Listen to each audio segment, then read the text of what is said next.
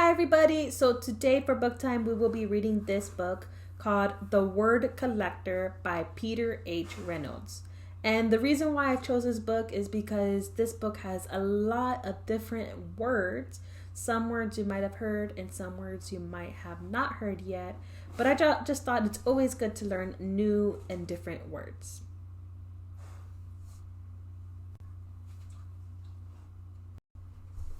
Collectors collect things. Some people collect stamps.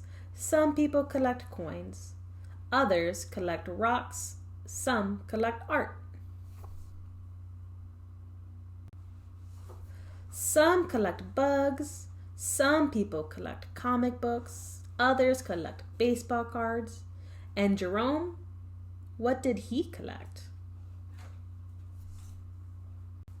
Jerome collected words. So we talked about how some people collect plants, some people collect rocks, some stamps or coins. So people collect different things that they liked, and collect means that you try to have as many as possible. Like something that I might collect might be maybe some jewelry. I like to have as much jewelry as possible so I can have many options to wear. So Jerome collects words, and it made me wonder, what is something that you might collect?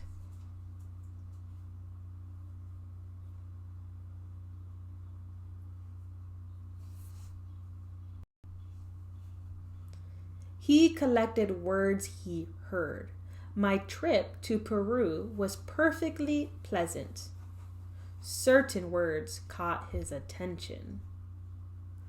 So Peru is a place, kind of like the United States or Texas or even San Antonio. Peru is somewhere you can go to. He collected words he saw. Certain words jumped out at him. So it looks like the sign says Willow Tea Shop. And it looks like he's writing the word willow.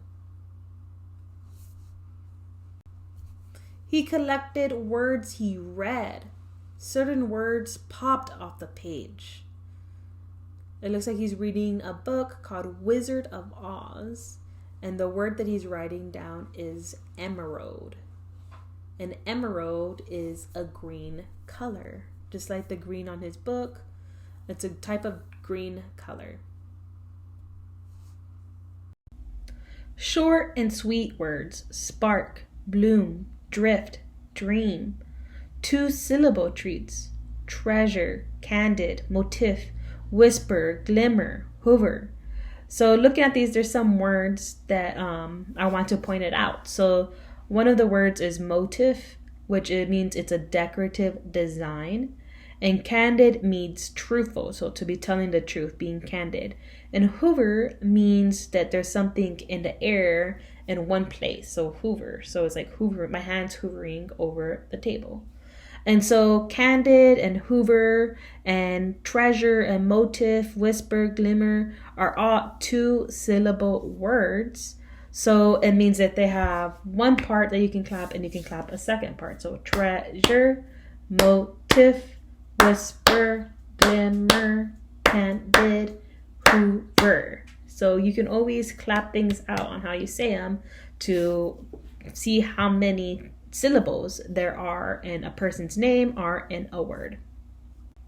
And multi-syllable words that sounded like little songs: guacamole, geometry, kaleidoscope, wonderful, symphony. So if these words have multi-syllables, that means that they have more than 2 syllables. That means more than 2 times you can clap them. So guacamole, guacamole. That's 4 syllables. Geometry. There's another 4. Wonderful. 3. Symphony. 3. And kaleidoscope sounds like a long word. Kaleidoscope, which also has 4 syllables in it. There were words he did not know the meaning of at first, but they were marvelous to say. Aromatic, vociferous, effervescent. So the word marvelous means wonderful. So he didn't know what the meaning of the words were at first, but once he learned them, they were marvelous, wonderful for him to say. And some of the words that he found that he didn't know the meaning of at first, but then discovered and liked saying them, was aromatic, which is a pleasant and distinctive smell from something, and vociferous, which means shouting or demanding, and effervescent is giving of bubbles, fizzy, kind of like soda. There were words whose sounds were perfectly suited to their meaning: molasses, smudge, bellow, torrential, Tyrannosaurus rex. So these are some words that the meaning meant exactly what they were. Like molasses is a thick, dark syrup. It's kind of like the syrup you put on pancakes, but really thick compared to it. And torrential means falling rapid and in copious quantities and a lot of rain. Like when it rains really, really hard and a lot, that's torrential rain. And Tyrannosaurus rex is, of course, is a dinosaur. And smudge means kind of like in this picture here where it's rubbed off. That's what smudge means.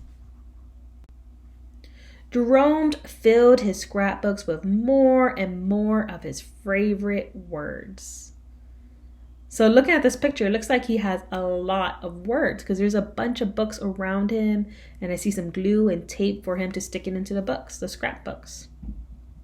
Jerome's collections grew. He began organizing them: dreamy, science, sad, action, poetic. One day, while transporting them,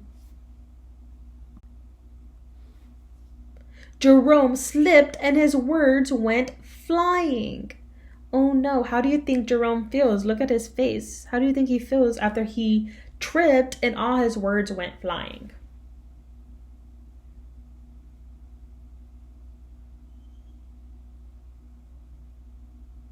I don't think I wouldn't be happy. I would be upset because now you have to pick them all up and organize them again. And he just finished organizing them, right? As he began to pick them up, he noticed his collection had been jumbled. Big words were next to little words. Sad words were next to dreamy words.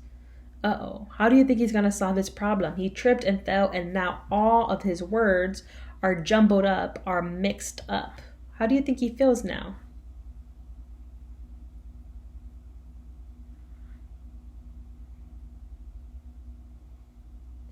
And I wonder, how do you think he's going to solve this problem?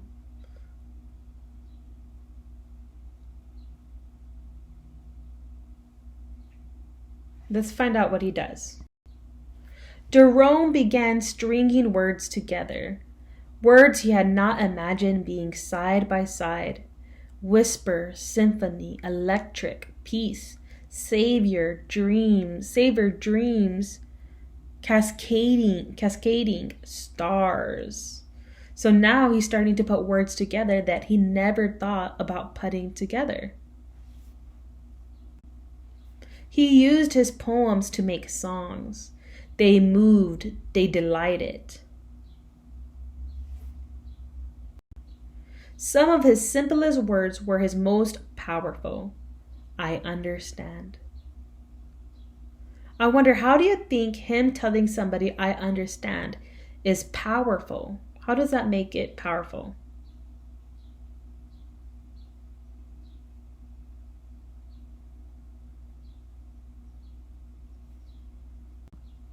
I'm sorry. Thank you. You matter. So those are some more powerful things that he says to people. He says, I'm sorry. Thank you. You matter. So how do you think these other phrases that he's using, these words that he puts together to tell other people, how do you think those are powerful words?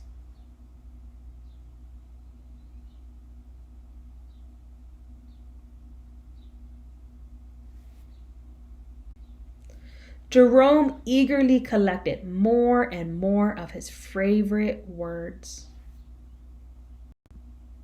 The more words he knew, the more clearly he could share with the world what he was thinking, feeling, and dreaming.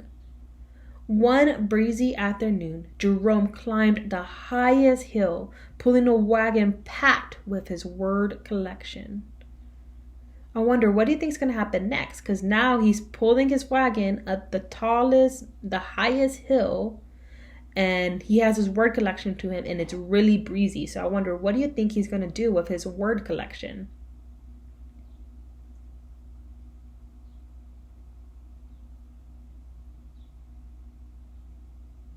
Let's find out what he does. So what do you notice on this page? What is Jerome doing?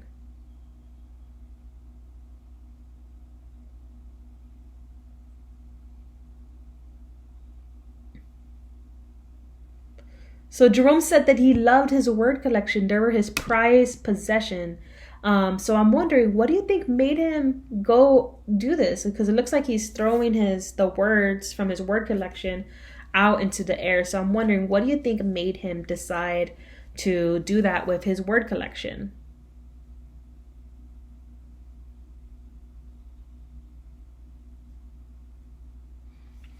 He smiled as he emptied his collection of words into the wind. He saw children in the valley below, scurrying about collecting words from the breeze. So looking at the word valley is an area that you find between hills. So Jerome's at the top of the hill and he throws the words, so then the other kids are in the valley, they're below him, and they're scurrying about collecting words from the breeze. So that means they're walking around making quick, short steps to collect all the words that Jerome threw down to the valley.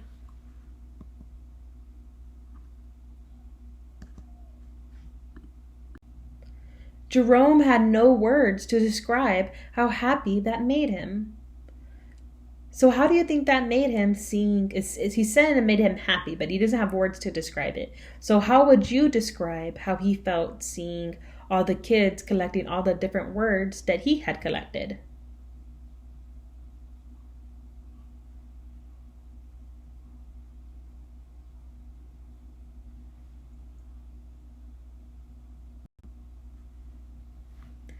Reach for your own words. Tell the world who you are and how you will make it better.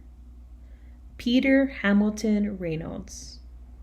So that is a little message left by the author, that he's telling everybody to reach for your own words, tell the world who you are and how you will make it better. So that's the end of our book, The Word Collector by Peter H. Reynolds.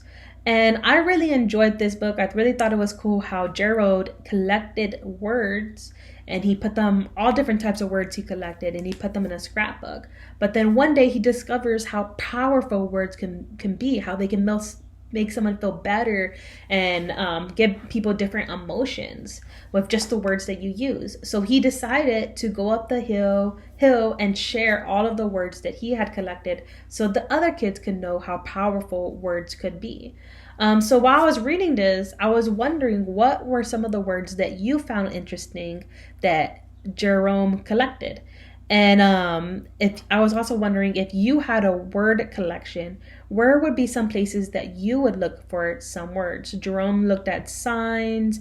He listened to the words people were telling him as he was having a conversation with them. So where would you go to find words for your collection if you had a word collection? And also record a video on Flipgrid of what you collect, telling us some of the things that you collect and what you like about them so much, and why you collect them maybe.